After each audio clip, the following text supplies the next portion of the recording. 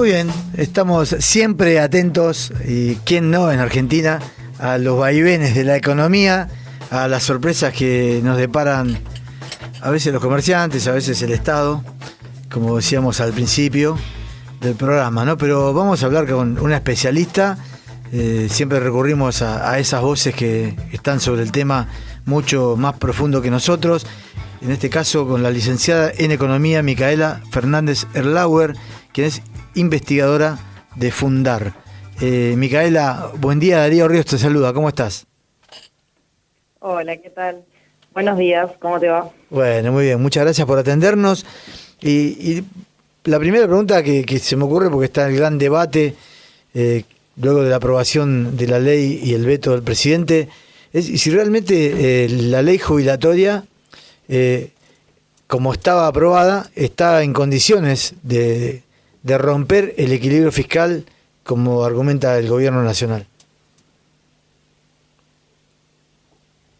Lo que argumenta el gobierno con respecto a la ley jubilatoria es un poco en la línea de lo que venía ya planteando desde que asumió, ¿no? Que el equilibrio fiscal es lo más importante para poder frenar la inflación en Argentina. Entonces, que se apruebe la ley de movilidad jubilatoria como se aprobó en el Congreso, iba en sus propios términos amenazar este equilibrio fiscal. Igualmente, tengamos en cuenta que el gobierno de Javier Milei logró bajar la inflación al 4% mensual, redujo la escalada de precios, no el ritmo de escalada de precios, en parte por alcanzar el superávit fiscal en los primeros meses del año. Uno de los grupos más vulnerados a raíz de la reducción del déficit fue los jubilados. Los haberes jubilatorios cayeron en la primera parte del año y representaron, explicaron la primera fuente de recorte del gasto fiscal. Entonces, si ya estamos hablando de un grupo que perdió mucho ingreso, ¿no debería ser compensado las caídas que vienen a futuro? Esa es la gran pregunta de ahora. ¿Se amenaza no del déficit fiscal? Es relativo en la medida que las decisiones de asignación de recursos son decisiones políticas, decisiones de en qué subir y en qué bajar. Uh-huh. Sí, pero por un lado el presidente dijo que habían volado en dólares las jubilaciones que están arriba de la inflación, y quizás sea cierto, ¿no? Haya que hacer una cuenta que a pesar de eso no les alcanza para nada. Y por otro lado tampoco significa mucho en los bolsillos de los jubilados este aumento, ¿o me estoy muy equivocado? No es cierto que las jubilaciones volaron en dólares. También el dólar estuvo planchado por los primeros meses del año, entonces medido en dólares, claro, uno dice, pero mirá cuánto representan en dólares, pero la verdad es que con lo que vos tenés que contrastarlo es con el poder adquisitivo de esas jubilaciones, que se mide con respecto al IPC, con cuánto subió el IPC, y en diciembre aumentó un 25%, después un 20% en enero, lleva acumulado la inflación de la primera parte del año y estuvieron congeladas en una primera parte, después recuperaron un poco, y a partir de los bonos fueron como de a poco recomponiéndose, y la fórmula de movilidad que iba a aprobar el Congreso, si no me equivoco, eran 13.000 pesos más la mínima que iba a representar para los jubilados. Entonces, de alguna forma, lo que Javier Milei está diciendo es que los 13.000 pesos por jubilado en promedio estarían afectando el equilibrio global de la economía, lo cual a mí me parece un poco demasiado la afirmación. Sí, está bien, es lo que pensamos todos, porque esa cifra no le cambia la vida a nadie, y realmente se puede... Bueno, en realidad le cambia la vida a los jubilados, que también, no está sucediendo esto. La fórmula de movilidad jubilatoria fija los aumentos a futuro. No es mirar para atrás y pensar cuánto aumentaron en dólares las jubilaciones, que incluso insisto en que la forma de medir el poder adquisitivo no es en dólares, porque los jubilados no gastan en dólares, gastan en pesos. Sí, claro. Adentro de las fronteras del país. Y que además les está fijando el aumento futuro, o sea que vos no sabés, en función de cómo le fijes el aumento vas a determinar el recorrido futuro de esas jubilaciones, que además vienen acompañados de otras políticas como por ejemplo el recorte de medicamentos a los que se puede acceder con descuento, ¿no? Entonces hay que mirar también en el agregado no solamente el haber jubilatorio, sino qué servicios perciben o dejan de percibir los jubilados en este contexto. Sí, sí, correcto. Lo que tengo que no le soluciona muchas cosas esa cifra. O sea, no es que, lamentablemente, ¿no? Ojalá hubiera un aumento de, no sé, 300.000 pesos para que puedan mejorar su calidad de vida. Los jubilados, que siempre recordamos, es un derecho que tienen a vivir dignamente después de haber trabajado y aportado durante 30 años. Pero bueno, estas cosas que muchas veces no se entienden y en este caso vuelve a no entenderse del todo, por lo menos para la mayoría de la sociedad. En el mismo sentido, tampoco los salarios le ganan la inflación, porque el poder de compra sigue siendo cada vez más acotado. Sí, en realidad el gobierno festejó hace 2 meses el aumento mensual, que el aumento de los salarios superó la inflación mensual. Pero recordemos que no se trata de cuánto vos lográs superar la inflación del mes, sino cómo venís ganando, perdiendo los meses anteriores también.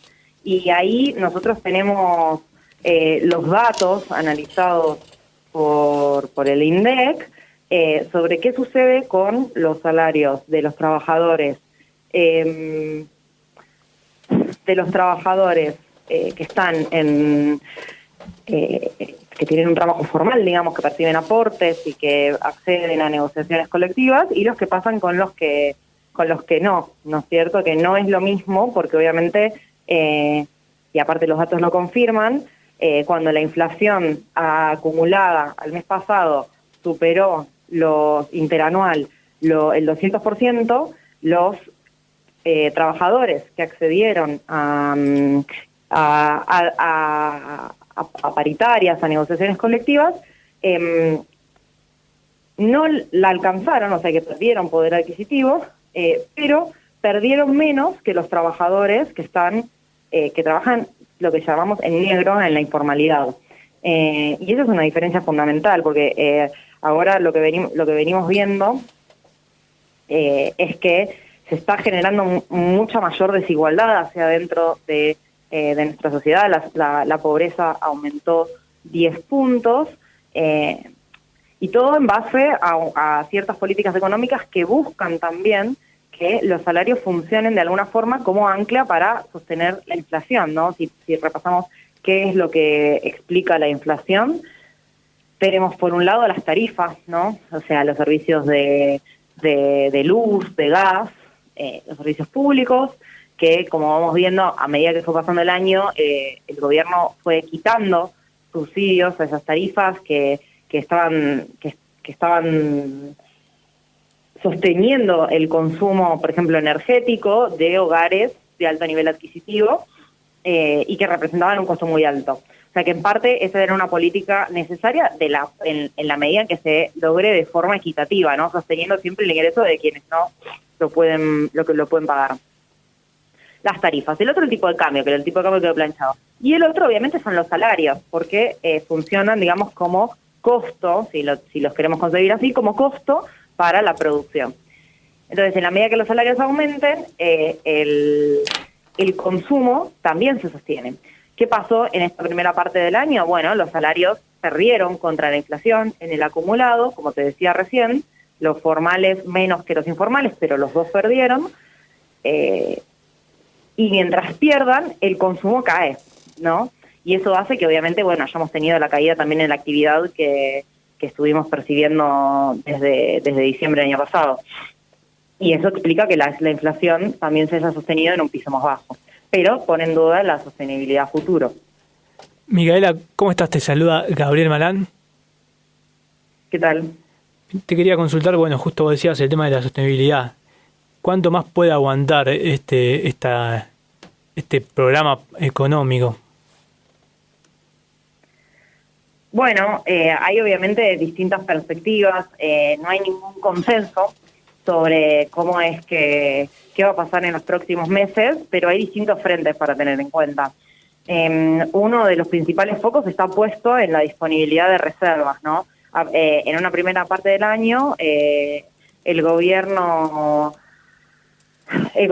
logró acumular reservas, si bien siguieron siendo negativas las reservas netas, sí tenían una trayectoria positiva, ¿sí? La compra de reservas diaria era positiva.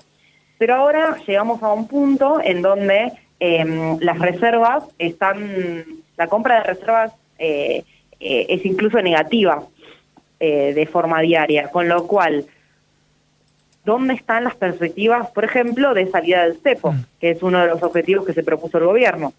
Si yo tengo en cuenta que para salir del cepo necesito liberar el precio del dólar, ¿en qué precio se va a ubicar mientras la inflación sea persistente y la demanda de dólares siga alta y yo no tenga reservas suficientes para sostener esa demanda a un tipo de cambio que no sea demasiado alto? Porque el riesgo obviamente que se corre es que en la medida que se salga el cepo por una inflación que por lo pronto sigue en el 3-4% y no hay reservas suficientes para hacerle frente a una demanda galopante de dólares, el cepo va a tener un traspaso de precios muy alto si se sale abruptamente.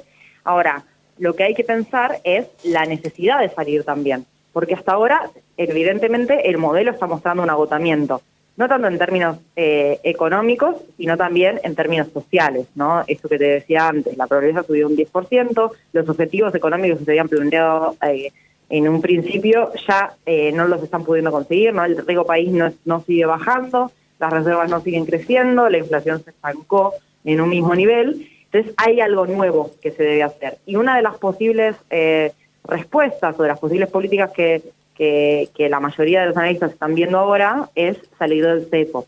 El problema de salir del cepo sin reservas es el que te mencionaba recién. Entonces, está muy en duda la sostenibilidad en la medida que no se acumulen las reservas suficientes. El gobierno especula, yo supongo, con, por ejemplo, que gracias a la aprobación de la ley bases, donde está y el paquete fiscal, ¿no? Que está el blanqueo y el RIGI,